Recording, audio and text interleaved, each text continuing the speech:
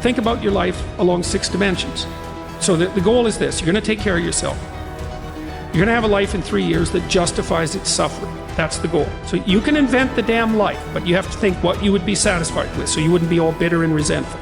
It's like, okay, what do you want from your family? What do you want from your friends? How are you going to educate yourself? What do you want for your career? How are you going to use your time outside of work? How are you going to handle drugs and alcohol and other temptations like that? How are you going to keep yourself mentally and physically healthy? And these are open questions, like you get to answer them. The idea is you can have whatever you want, but you have to figure out what it is. It has to be realistic, and you have to figure out what it is. It's okay, so now develop a vision. What's your life going to be like in 3 to 5 years? So you write it down. Your bad habits and your resentment and your bitterness and all of that, your procrastination gets completely out of hand, and you auger down, and you're in your own personal version of hell in 3 to 5 years. What does that look like? Well, everyone knows that. It's like everyone can look into the future and think, well, if I keep going on this dark path, this is where I'll end up. Well, then you've got little hell outlined for yourself to run away from, and you got a little heaven outlined for yourself to run towards, and then you're motivated. Because sometimes, you know, you're just hopeful. I would like a good thing to happen. It's like, yeah, but you know, I'd like to drink half a bottle of whiskey tonight too. It's like, so which is it going to be? Well, just being hopeful about the future might not be enough, but then you think, oh, I see, like, there's that little hell thing that I outlined that's waiting for me. And maybe I'm afraid of taking the next step forward because it's demanding and challenging. It's like, yeah, I'm afraid of that, but I'm way more afraid of where I might end up if I don't get my act together. And people should be. That's why there are conceptions of hell in so many religions. It's like, hell's a real place. Whether it's eternal, that's a whole different question. Whether it's waiting for you in the afterlife, that's a whole different question. But if you've never met anyone in hell, you haven't lived very long. You haven't had your eyes open. But most of the time you should think, where am I falling short of the ideal? My own ideal. Doesn't have to be one that someone puts on you. Where am I less than I should be? Where am I bitter? Where am I making the world a worse place than it has to be? Like, you ask yourself those questions, you'll be in for a big shock. Say, well, what would happen if you stopped doing that? Stop saying things that make you weak. Stop telling lies that you know to be lies. Stop doing things you know to be useless and counterproductive.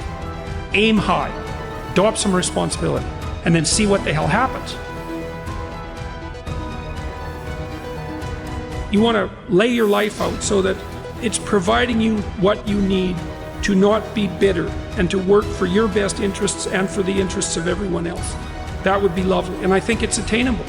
And one of the things that I've also been telling people, informing people about, is the idea that life isn't a game. It's a series of games.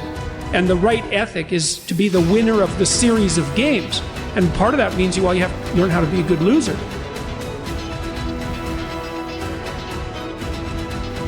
Let's say that you can pick your level of competition in life to some degree. Okay, so let's say you pick a level of competition where you're always winning. It's like, well, all that means is you picked the wrong level of competition. Yes. To be a winner, you want to be disciplined, you want to know what you're doing, and then you want to be on the edge where your skills are being developed. And if you're going to be on the edge where your skills are going to be developed, you're at a place where losing is always a possibility. Because otherwise you're not pushing yourself beyond your current capacity. One of the things that I've outlined in 12 Rules for Life is a theory of meaning. Because meaning, as far as I'm concerned, the sense of meaningful engagement is the antidote to malevolence and suffering, essentially.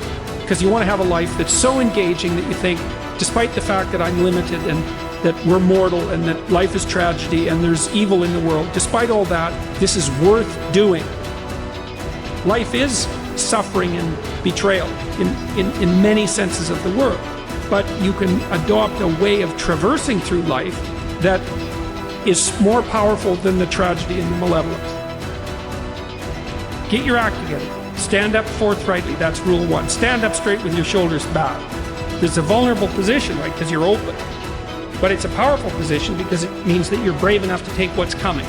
And it isn't like what's coming isn't dangerous. It's dangerous. So, but your best bet is to be dancing on your feet and ready for it. Pay attention and be awake.